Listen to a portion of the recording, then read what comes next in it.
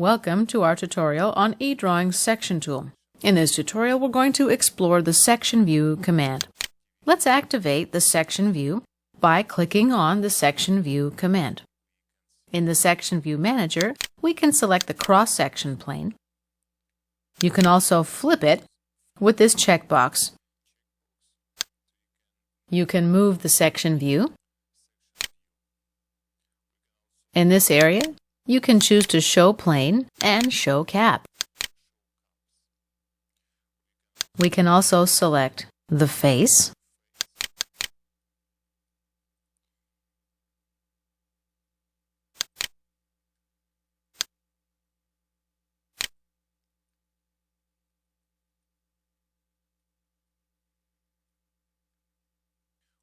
While using the Section tool, we can also use the Explode command simultaneously.